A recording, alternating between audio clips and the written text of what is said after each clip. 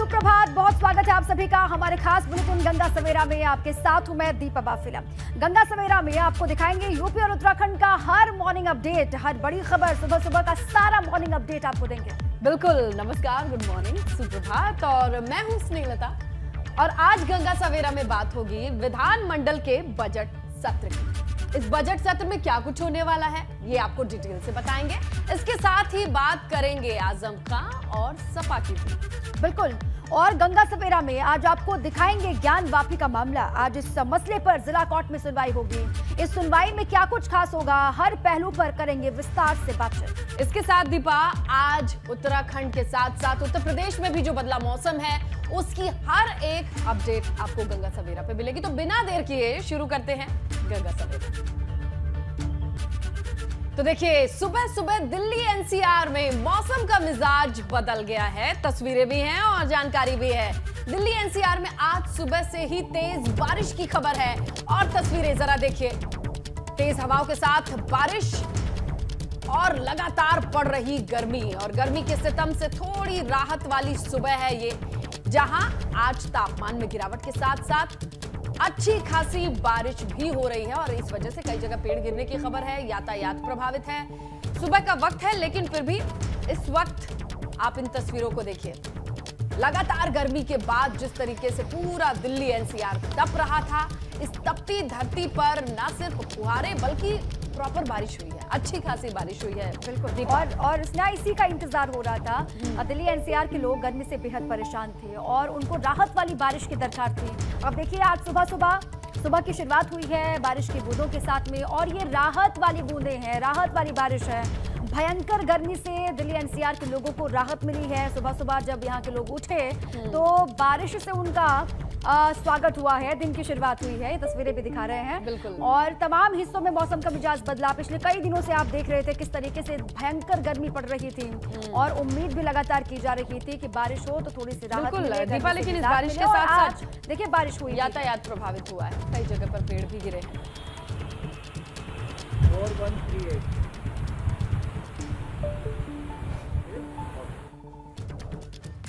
और इसी बीच बड़ी जानकारी आपको दे दें, सपा विधायक आजम खान रामपुर से लखनऊ के लिए रवाना हो गए हैं। ये बड़ी जानकारी है। और आजम खान विधानमंडल के बजट सत्र में शामिल होंगे। विधानसभा में विधायक पद की शपथ भी लेंगे आजम खान। और आज का दिन बहुत अहम है। देखिए, जेल में रहने के कारण विधायक पद की शपथ वो नहीं ले पाए थे, और आज का दिन बहुत खास है। विधानमंडल के बजट सत्र में भी शामिल होंगे और विधानसभा में विधायक पद की शपथ भी लेंगे आजम खान। जेल में होने की वजह से वो विधायक पद की शपथ नहीं ले पाए थे।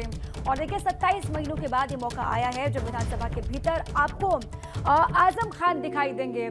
आज से बजट सत्र की हो रही है शुरुआत, और आजम खान को लेकर के जानकारी ये है कि वो रामपुर से हो गए हैं लखनऊ के लिए रवाना। कल भी आपको याद होगा, जब उनसे बातचीत की गई, उनसे सवाल किया गया कि विधानसभा के सत्र में आप शरीक होंगे या फिर नहीं, तो उन्होंने कहा था कि तबीयत ठीक रही तो मैं विधानसभा जाऊंगा। और देखिए, इसी पर ये बड़ी अपडेट है कि सपा विधायक आजम खान रामपुर से लखनऊ के लिए रवाना हो गए हैं और बजट सत्र में उनकी मौजूदगी रहेगी, ये खबर बता रही है।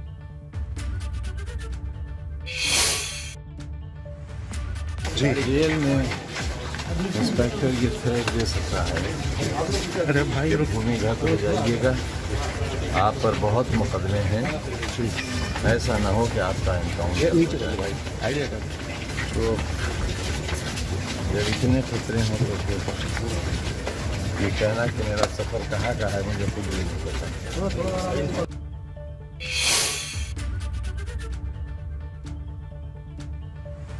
चलिए, इसी खबर पर डिटेल लेते हैं। हमारे सहयोगी रवि जुड़ चुके हैं। रवि, क्या है टाइम एग्जैक्ट निकलने की, पहुंचने की, और जो डिटेल्स आ रही हैं साझा कीजिए। जी बिल्कुल, आपको बता दूं, कल रात लगभग 12:55 पे वो अपनी खुद की कार से निकले हैं रामपुर से, और आज वो लखनऊ पहुंचेंगे, जहां पर कि वो जाकर के शपथ ग्रहण करेंगे। तो लगभग यहाँ से जो समय लगता है 4 से 4.5 घंटे यहाँ से लगते हैं। तो इस समय तक अब वो लखनऊ पहुंच चुके होंगे, ये माना जाता है। बिल्कुल, यानी मौजूदगी दर्ज हो चुकी है लखनऊ में, और अब लखनऊ के शेड्यूल पर नजर रहेगी। किस तरीके की कोई अंदरूनी जानकारी है कि लखनऊ में कहां-कहां जाना है, और सबसे जरूरी काम तो शपथ ग्रहण का होगा? जी बिल्कुल, इस बारे में जब उनसे हमने पूछा तो उन्होंने कोई भी साफ तौर पर कोई बात नहीं कही।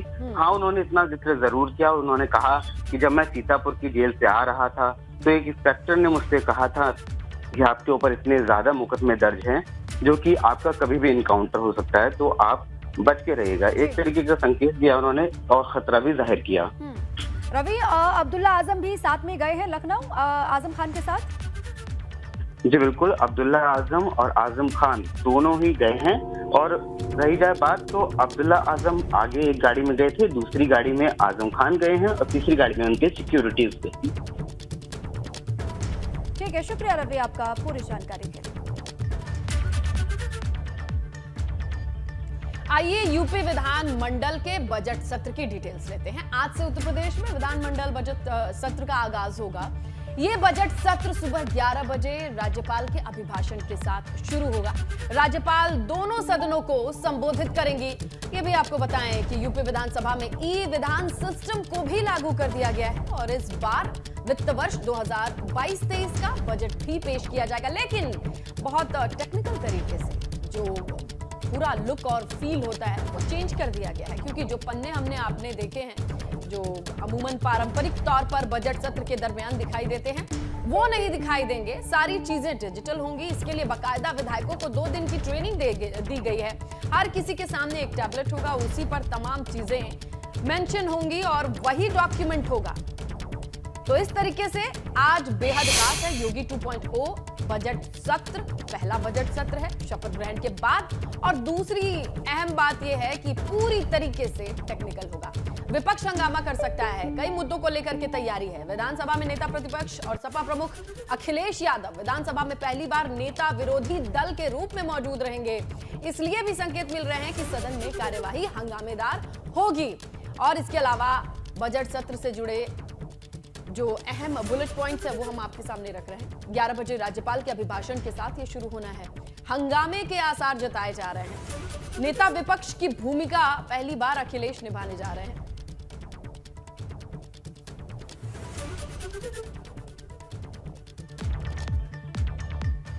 अब आपको चलिए आगे बढ़ते हैं और बताते हैं कि आज से यूपी विधानमंडल का आगाज होने जा रहा है। बजट सत्र की शुरुआत होने जा रही है।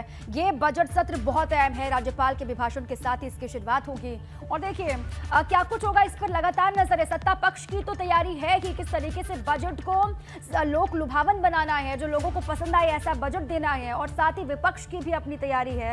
विपक्ष की तैयारी ये है कि सरकार को किस तरीके से घेरना है, सरकार को किस तरीके से कटघरे में खड़ा करना है, कानून व्यवस्था के मसले को लेकर, बेरोजगारी के मसले को लेकर, महंगाई को लेकर। ये विपक्ष की रणनीति रही है और अखिलेश नेता विपक्ष के तौर पर भी बेहद आक्रामक तरीके से सवाल दागेंगे सरकार पर, ये तय है।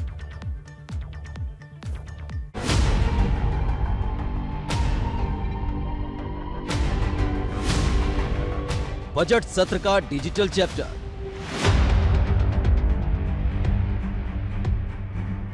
विपक्ष करेगा वार, सियासत होगी धुआंधार। यूपी विधानसभा का बजट सत्र सोमवार से शुरू हो रहा है, लेकिन इस बार इसके हंगामेदार होने के आसार नजर आ रहे हैं। माना जा रहा है कि इस बार विपक्ष महंगाई, बेरोजगारी के मोर्चे पर बड़ी घेराबंदी कर सकता है। हालांकि सदन का काम ठीक से चले, इसके लिए विधानसभा अध्यक्ष सतीश महाना ने सर्वदलीय बैठक बुलाई और सबसे सहयोग की अपील की। इस बैठक में संसदीय कार्य मंत्री सुरेश खन्ना, सपा से इंद्रजीत सरोज, कांग्रेस से आराधना मिश्रा, बसपा से उमाशंकर सिंह और राजा भैया मौजूद रहे।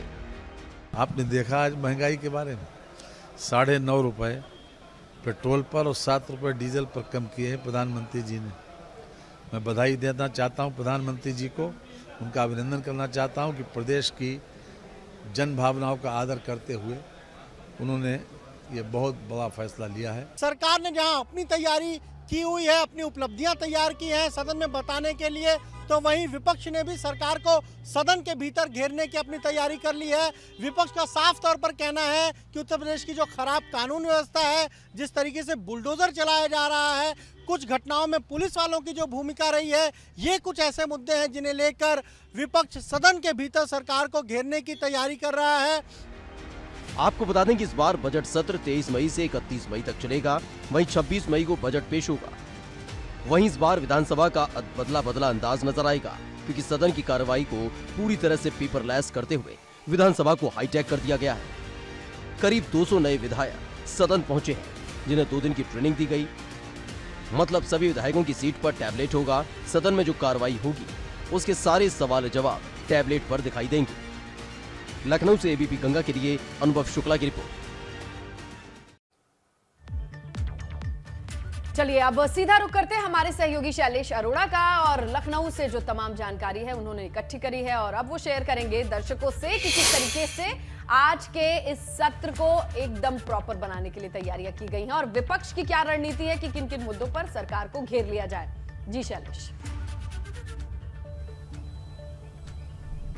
बिल्कुल, देखिए स्नेहा, अगर बात करें तो आज 11 बजे से सत्र शुरू होगा। राज्यपाल के अभिभाषण के साथ में इसकी शुरुआत होगी, लेकिन ये मानकर चलिए जैसा हम इससे पहले सत्र रहे हैं उनकी तस्वीर को अगर हम याद करें तो जो भी सत्र का पहला दिन होता है वो हंगामेदार रहता है। हंगामा शुरू होता है सड़क से लेकर सदन तक, यानी जो सबसे पहला दिन हम पिछले अनुभव की अगर बात करें जो भी देखते रहे वो यही रहा है कि विपक्षी दल जो है वो सरकार को घेरने के लिए, सत्ता पक्ष को घेरने के लिए जिन मुद्दों को उन्हें सदन में उठाना होता है उनको लेकर सबसे पहले शुरुआत करते हैं सड़क से।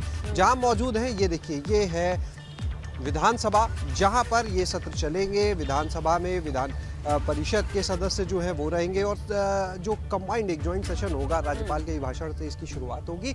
इसके बाद अगर हम बात करें तो यहाँ पर आज भी ये अनुमान लगाया जा रहा है कि विपक्षी दल खास तौर से शैलेश, अगर बात करें अक्सर देखते थे कि सिलेंडर पर फूल माला पहना करके ले आते थे, बैलगाड़ी में रख करके बाइक को ले आते थे कि पेट्रोल डीजल के दाम बढ़ गए हैं। ये अचानक से घटे दाम से रणनीति को बदलना पड़ा होगा। देखिए, इसे लेकर भी विपक्ष का ये साफ कहना है कि एक फौरी तौर पर राहत दी गई है, लेकिन बहुत जल्द फिर से दाम बढ़ेंगे। अगर एक्साइज ड्यूटी को कम किया गया है तो दूसरे माध्यम से इसके दाम जो है फिर से बढ़ सकते हैं। जो एक कह सकते हैं पीछे कंट्रोल लगा हुआ था कीमतों में, उसमें बदलाव हो सकता है। तो विपक्ष तो देखिए निश्चित रूप से अभी भी निशाना साध रहा है, और जो कीमतें हैं विपक्ष तो इसको परसेंटेज में ले रहा है। वो ये देख रहा है कि पिछले अगर हम कुछ समय को देखें तो कम होने के बाद भी ये दाम कितने बढ़े हुए हैं, इसको देख रहा है। दूसरी चीज़ जहाँ तक बात करें तो महंगाई को लेकर जो बाकी चीज़ें, अगर हम उज्ज्वला गैस योजना की बात करते हैं, 200 रुपए की सब्सिडी की बात है, लेकिन विपक्ष तो मुद्दा ये उठाता है कि जो सिलेंडर पहले 500 रुपए तक मिलता था वो आज 1000 का है। अगर 800 भी हो जाता है तब भी उसके हिसाब से ज़्यादा कीमत है। तो विपक्ष के पास महंगाई आज भी मुद्दा है और एक बड़ा मुद्दा है। दूसरी चीज़ आप बात करिए रोजगार की आती है तो रोजगार को एक बड़े मुद्दे के रूप में विपक्ष उठाएगा, और सबसे बड़ा जो मुद्दा होगा वो होगा लॉ एंड ऑर्डर का, क्योंकि लॉ एंड ऑर्डर के मुद्दे की जब बात करेंगे तो जो हाल फिलहाल में कुछ ऐसी घटनाएं हुई जिनमें पुलिसकर्मियों की भूमिका निकल कर सामने आई, तो उन मुद्दों को यहाँ पर आज सदन में मजबूती के साथ में विपक्ष उठाएगा खुद, क्योंकि नेता प्रतिपक्ष के रूप में अखिलेश यादव हैं, पूर्व मुख्यमंत्री हैं।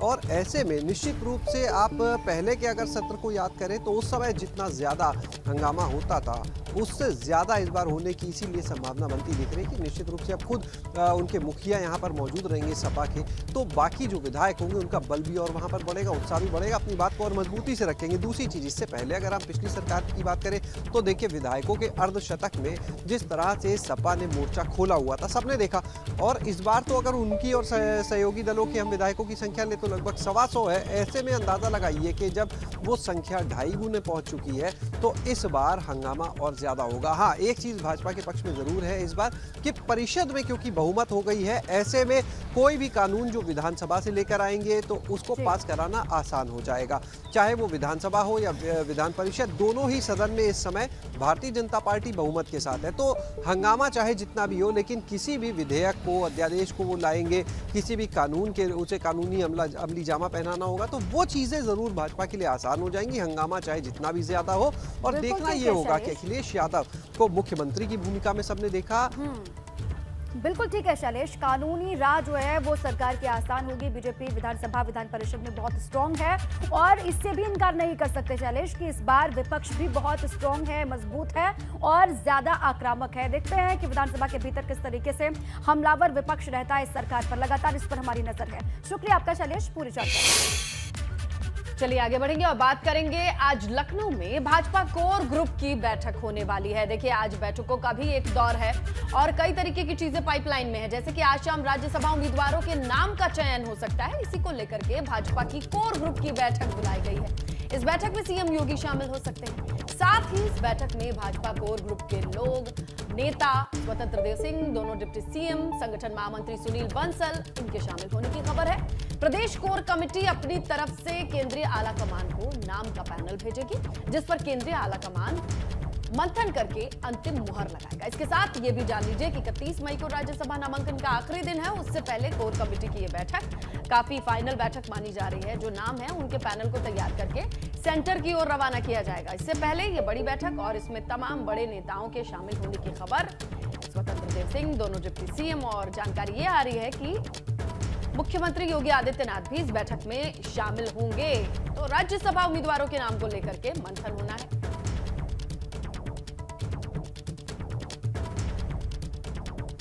बिल्कुल, और आज बात कर लेते हैं बुलंदशहर की, जहां से ये खबर आ रही है। मुलाकात होनी है, ये आपको बताएं। पूर्व राज्यपाल डॉक्टर अजीज कुरैशी ने मोदी सरकार को घेरा और ये कहा कि सरकार इंसानियत को बांटने का काम कर रही है। लोग मजहब की अफीम उन्हें चटाई जा रही है ताकि लोग बुनियादी चीजों की मांग ना कर सके, वो महरूम रह सके, लोग रोजगार सुविधाएं ना मांगे, इसीलिए उन्हें धर्म में बांटा जा रहा है। तो ये बड़े आरोप लगाए हैं। मामला कोर्ट में है और मैं आर्कियोलॉजिस्ट नहीं हूँ कि मैं बता दूँ क्या मामला गया है। जब नाकाम हो जाती है सरकार कोई, तो उसके बाद एक ही रास्ता रहता है, वो एक अफीम का इस्तेमाल करती है। लोगों को नशा कराने के लिए अफीम का इस्तेमाल करती है कि लोग नशे में आ जाएं और अपनी माँओं को भूल जाएं, समझ कर छोड़ दें। और वो नशा जो है, मार्क्स ने कहा था, अफीम जो है वो धर्म है।